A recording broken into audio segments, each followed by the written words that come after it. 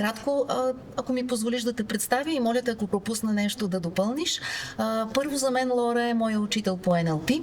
Иначе Лора е организатора на това събитие, това прекрасно събитие, фестивал Общувай. NLP, основател е на NLP България, повече от 20 години опит в това да развива организации и хората в тях. NLP треньор, NLP коуч. Пропускам ли нещо? Майка на 2 деца, щастливо мъже на Заявора, в който в NLP България води менеджерска и търговска академия. От 20 години наша страст продължава да бъде развитие на умения. Да. Добре. Лора, как от NLP стигна до идеята и до реализацията на фестивала Общувай? Какъв път? Много хубав въпрос ми задаваш. Общуването по същността си, някой би си го представил като разговор между двама човека. Да, то е това. Или общуване с аудитория, създаване на взаимоотношения. Аз мисля, че общуването е нещо много повече. Общуването е знание. Мозъка ни така работи, че възприема непрекъснато от средата знание, информация, асертивна информация, обработва я, за да може да се държим по определен начин, за да можем да постигаме целите си. Колкото по-ясна, конкретна, точна е информацията, колкото повече истинно е знанието, знаем колко е важно в този момент в нашето общество с фалшивите новини, фалшивата информация да се ориентира на това какво е истина и какво не е истина. Не, че някой би могъл категорично да се произнесе по въпроси, все пак идеята на този фестивал на общуването и знанието се състои именно в лекторите, които каним. Това са хора практици, хора експерти. Ето Пламен Паскалев, който току-що приключи своята лекция на тема образование и изкуствен интелект, той предаде бъдещето на образование. По какъв начин да се променят предметите, по какъв начин да се трансформират ролите на учителите и участието на децата в рамките на един образователен процес, така че да може още от малки да усвоят тези меки умения, така необходими и така задължителни за следващото ни съществуване въобще като човешки вид. В този ред на мисли лекторите са професионалисти. Те работят, живеят и дишат своята професия. Те не са професионални оратори, нито се занимават с личностно израстване или нещо от този сорт. По-скоро те дават тяхната гледна точка, базирана най-често на 30-40 годишен опит в съответната сфера, което аз вярвам, че се доближава повече до неутралността на информацията. Така че всеки зрител, всеки слушател да може да вземе тази информация и да обработи по възможно най-рационалния начин спрямо собствените си цели. Тоест, опитваме се да дадем истината. Казвам, опитваме се, защото винаги подлежи да индивидуални интерпретации. Добре, NLP България случи фестивал Общувай за първи път преди 3 години, нали така? 3 години по-късно и вече почти 3 фестивала зад гърба ти. Как гледаш на този път? Какво се промени от първоначалната ти идея? Къде си сега? И ще използвам името сега на заглавието, което е поглед в бъдещето. Вече съм сигурна, че поглеждаш и напред. Разбира се. Това, което чувам от обратната връзка на хората е, че им харесва формата, харесват им лекторите, харесва им информацията. Ние тук нямаме спонсори. Билетите са ефтини. Защо? Защото по този начин разчитаме на експертността на хората, които ще изразят спокойно и свободно своето професионално мнение, без ограничение или продажба на някакви услуги или на някакви продукти. Ето това ще го запазим в формата. Накъде искам да се движим? Заедно с невероятните коучери, сертифицирани при нас, все повече ми се иска да създаваме преживяване. Едно място, където участниците в фестивала всъщност те са главните действащи лица, главни герои на сцената. Не сме ние, които излизаме отпред и от висотата на нашата експертиза говорим и казваме кое е правилно, кое е грешно. Напротив, те са в центъра на събитието. Така че това ми е мечтата и мисля, че ще продължим да развиваме фестивала в една посока на повече преживяване и повече сцена за публиката. Каза преживяване, което несъмнено подари по време на твоята, даже ми е неудобно да кажа лекция, защото то не беше. То си беше наистина преживяване. в което дори така и не стигна времето сякаш, ако имаш още 5 или 10 минути, кое е онова нещо, което не успя да кажеш, а искаш хората да знаят? Искам хората да знаят нещо ключово за невропластичността. Това е начинът, по който мозъка ни учи, за да учим нови умения. Ние имаме да възприемем нова информация, но това дълбоко не е достатъчно. И да се отучим от стари умения. Да се отучим и да пренастроим на нови мисловни модели. Тези мисловни модели, навици, можем да им кажем ценности, можем да им кажем, но на практика са последователности във времето от определени стъпки, реакции, които дават даден краен резултат. С техниките от NLP те много наподобяват фазата на REM, с разликата, че екзекутивната функция, волевата роля, която в REM отсъства, т.е. в префронталния кортекс е изключен за сметка на емоционално-сетивно пространственото обработване и взаимодействие между милиардите репрезентации. Това са картините, филмите, усещанията и движенията, които в REM могат да играят и да творят на свобода. Тяхното комбиниране и рекомбиниране на практика е онази невропластичност, която ни дава креативност, творчество, усвояване на нови пътеки и пробване на нови поведения. Защото само в мисълта ни да променяме нещо, не разбирате, че е безмислено. По-хубаво е да можем, след като осъзнаем, и осъзнаното също според мен е сравнително надценено, след като се пренастроят тези мисловни процеси, усвоим нови навици, усвоим нови умения, да ги тестваме на практика. Да. За NLP екзекутивната функция се състои в разговор, в едно интелигентно задаване на въпроси, чрез което клиент или човек, с който се работи, е в съзнание, е супер, а онзи, който работи с него, всъщност е фокусиран върху него изцяло, за да може не да му каже какво да направи, да му даде съвети, а да го подпомогне да пренастрои мисълта си така, че да си хареса нова идея. Нещо като фенерче, което се фокусира върху нова идея, съответно стъпки, нов път. Добре, Лора, ако през NLP търсим вътрешна промяна, бихме ли могли в съня да закотвяме промени, които сме ги постигнали през NLP? Това е много сложен въпрос. Краткият отговор е не.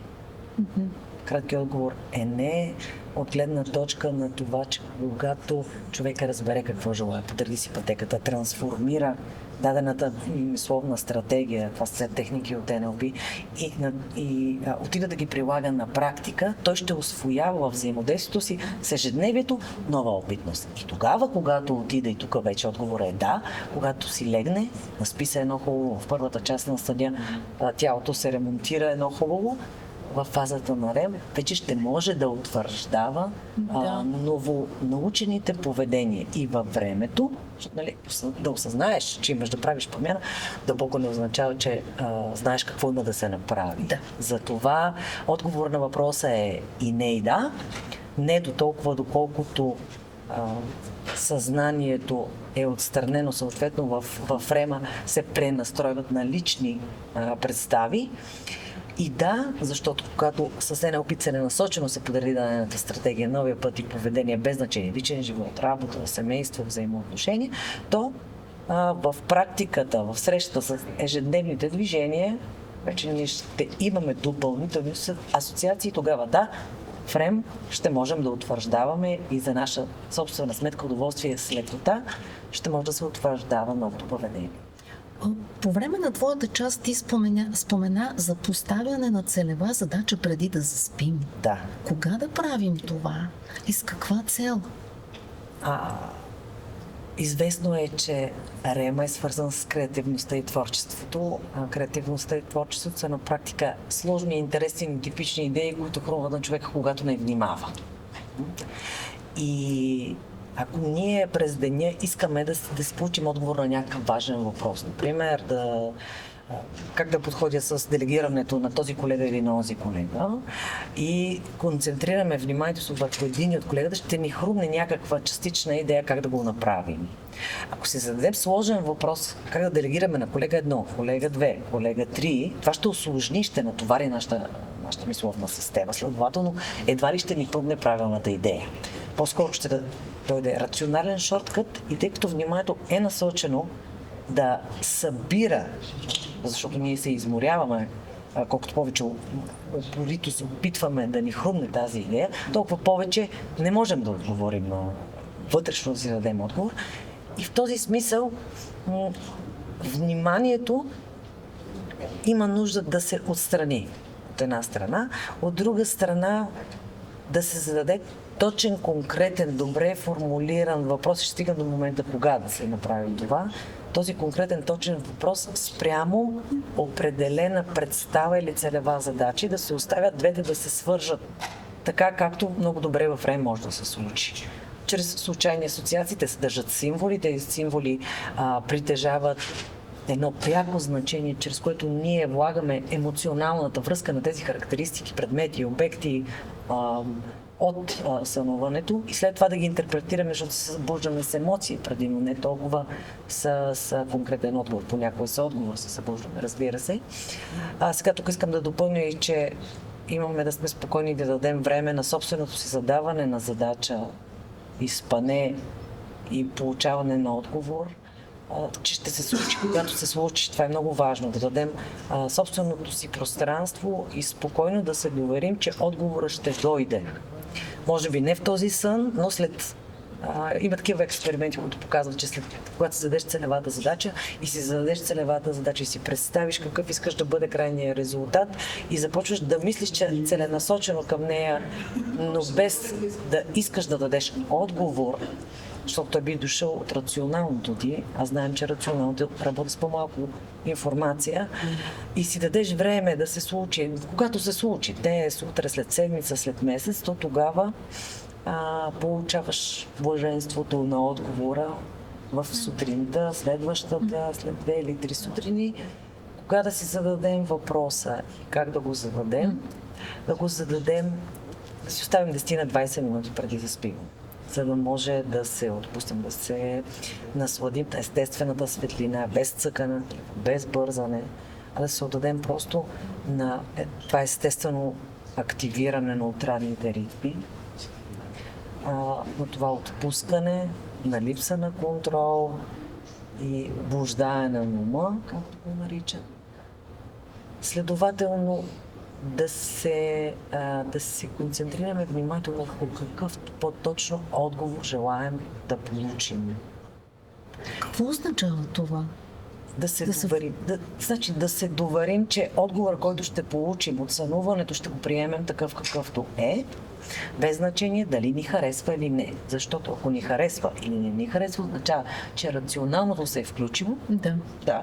И или ни е харесал, или не ни е харесал. В момента, в който ни е харесал или не ни е харесал, ние вече сме избрали. Ако вече сме избрали какъв да е или да не е отговор, то няма да е верният отговор. Може да е, но по-скоро няма да бъде. Тоест доверието към нас самите, към нашето несъзнаване, към това, че ние не можем и не контролираме на 100%, даже на много малък процент, контролираме цялостите си преживявания, цялостите си представи. Ние сме хора на по 20 плюс години. След тези 20-30 плюс години сме живели толкова много, че имаме милиарди представи, милиарди асоциации. Ако си мислим, че чисто рационално, сега ми хрумва, искаме на това да получа отговор и го получавам, моят мозък трябва да отиде да обработи цялата налична информация, защото нека да сме точни. Ние не забравяме нищо. Това, което се случва, е да намаляваме емоционалния интензитет на определени преживявания и за да се справяме с тях. Именно не опитам, помага много. Тоест, когато целенасочено, с смирение, задавайки въпроса, се допусне, че ще се получи какъвто или отговор и че ще се съгласим с този отговор, защото той на практика е верният, тъй като идва от нашата емоционална памет, така да се каже. Нашата автоматична нервна система, тя знае по-добре от нас. Кой е правилният за нас отговор? Добре, и да продължим с така практични напътствия. Моля те още веднъж да кажеш какво да правим с усещането, с което се събуждаме сутрин.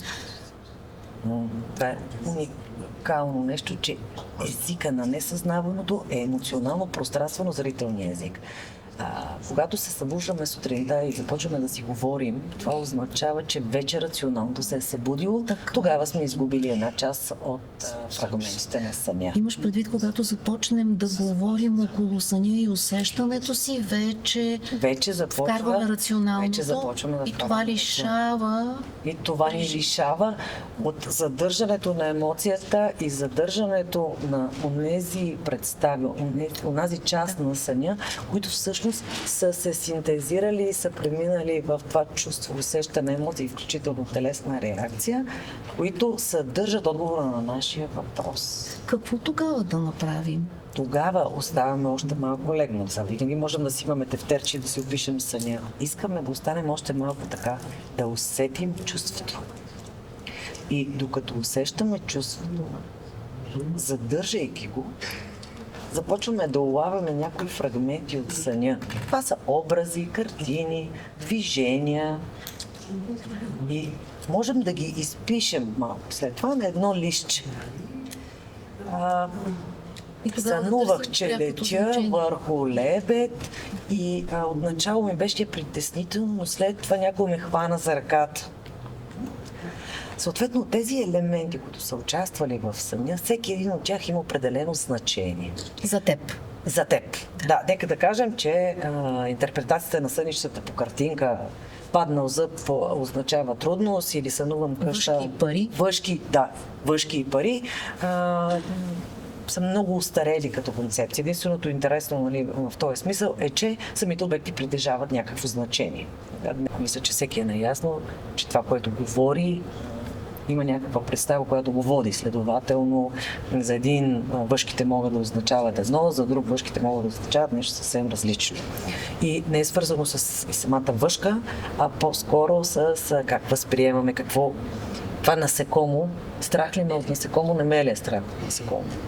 Концентрирал съм се върху цвета на насекомото и този цвят ми комуникира някакво поведение или не.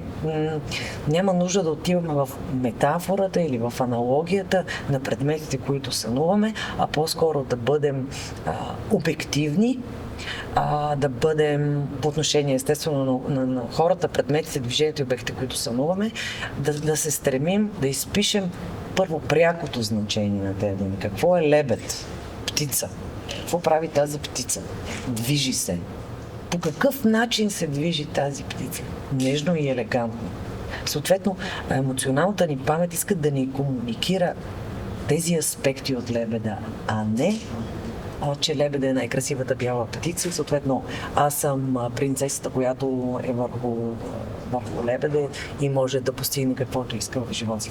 Мозъкът ни дава много прагматични отговори, но просто говори на езика на емоциите. Да. Следователно, оттръгвайки от емоциите сутринта, изписвайки, водейки си дневник, няколко даже си рисуват различните обекти, тръгвайки от емоциите, развивайки и разписвайки предметите, да дадем обективното значение и след това, вече след като сме го написали, да почнем да мислим какво е значението за нас, защо мозъка ни дава лебета, не ни дава гаргане или защо не ни дава феникс. Изкушавам се да те попитам. Какво мислиш за това, ако ходиш на терапевт, да предоставиш съня си за работа в терапия? Моята гледна точка е, че REM съня е нашия личен терапевт, така ще го кажа.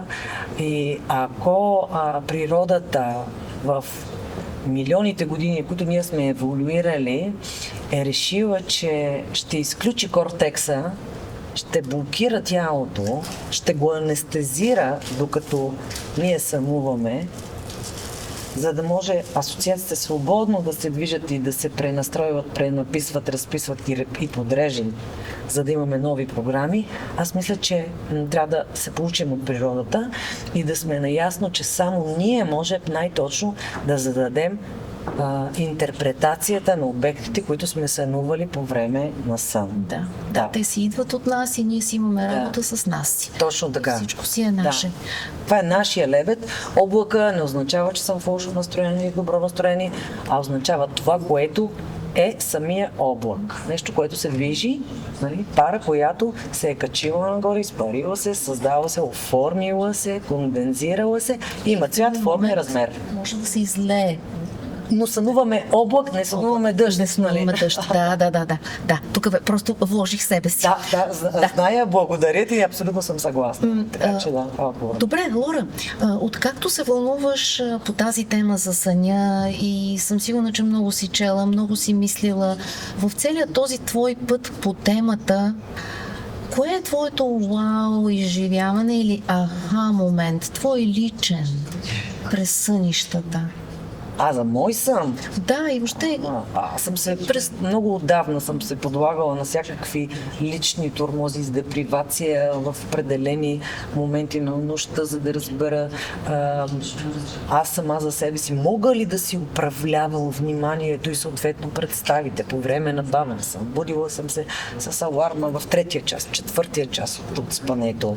След това включително съм си играла да си контролирам съня, т.е. да осъзнавам и да се уча как да си управлявам съня докато сънувам. Сега вече ми е много смешно, защото има доказателства, т.е. регистриране на невронни пътеки, активация на невронни пътеки, които показват, че това дали в съня си управляваш, откъде те гони някой да се обърнеш и да спреш, той спира да те гони, или падаш от някъде, улавяш се, че падаш и спираш да падаш, или се наслаждаваш на летенето, всъщност няма почти никаква терапевтична стойност, така мога да го кажа, а по-скоро е забавно и интересно и емоцията, която получаваш от контрола е лична, но тя не се отнася до времевото подреждане на новите опитности, съответно нагласенето за бъдещо поведение. Като се събудиш, нали, не означава, че ако аз съм си поиграла и не съм паднала, аз съм се задържала съзнателно в сън, флутулентна, нали, флутираща. На другия ден, ако съм искала да науча къде се намира в даден офис тоалетната, когато изляза от асансьора, няма да сбъркам ляво с дясно. Нали разбираш? Да. Това е. Добре, за какви хора е този фестивал? За хора, които искат да чуят автентична информация. Да. Не съм сигурна, че за хора, които искат да инфлуенсват другите, да ги направляват. Аз мисля, че тая тема и с лидерството вече почва да отминава и с това как ще инфлуенсваме другите. От каква перспектива някой застава пред медия и започва да дава общи постановки за това, кое е правилно и кое не е правилно, как да живеем и как да не живеем. Мисля, че ще дойде съвсем скоро времето, в което това просто ще е плявата, която да бъде асоциата. Аз като професионалист не мисля, че мога да си позволя да кажа на когото и да било как да живее и как да живее. Добре, има ли нещо, което за теб е много важно да кажеш, аз не се сещам да те питам? Кога ще се добриш си го? Той, ако не си е тръгнал, тук е. Сега. В кръга на шегата.